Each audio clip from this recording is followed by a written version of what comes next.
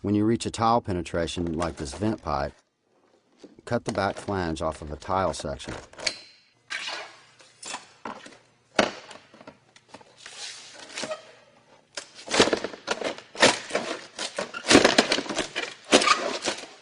Place the cut tile in proper horizontal position over the previous course and take off the pipe diameter.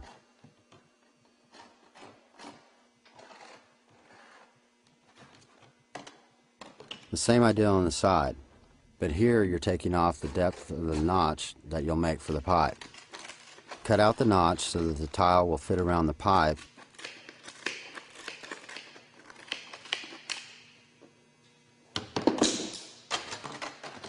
and screw it down. We'll call this an underpan. Place your pipe flashing over the cut tiles and form the sides and the top into a pan with your hand benders.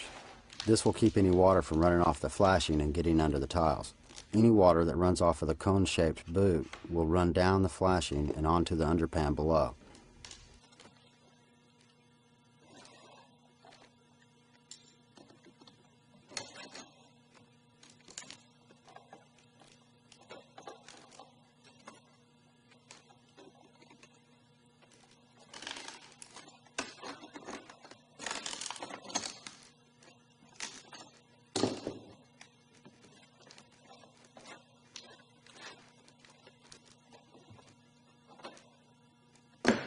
Now we're going to sandwich the flashing between the underpan and a new full tile.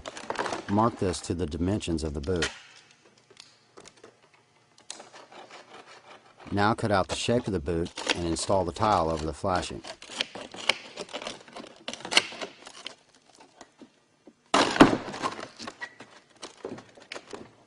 Remember to place the screws outside of the flashing.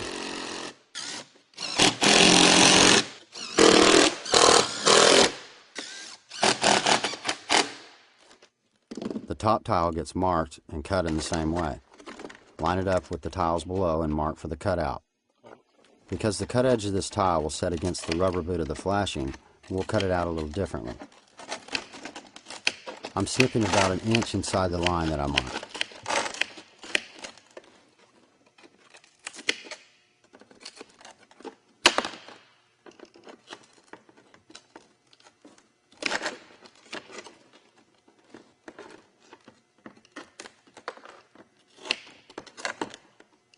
And now I snip and fold down a series of tabs that will soften the edge where it makes contact with the rubber boot.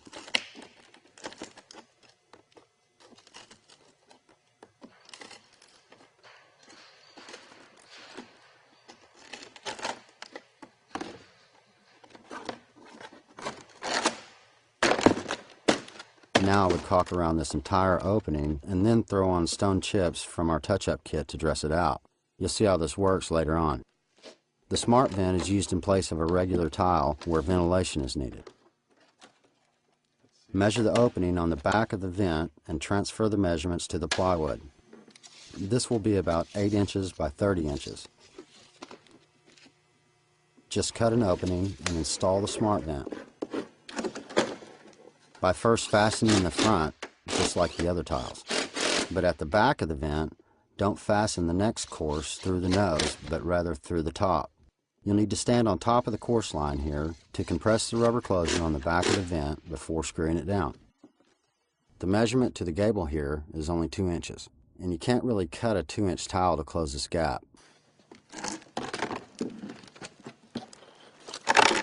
So I've left this first gable cut over the cap section of the underlying tile. In preparation for finishing the ridge, you may need to modify the back flange so that the ridge caps will set down properly. These back flanges should be hammered back with the side of a hammer to make room for the 6-inch width of the ridge caps to come later.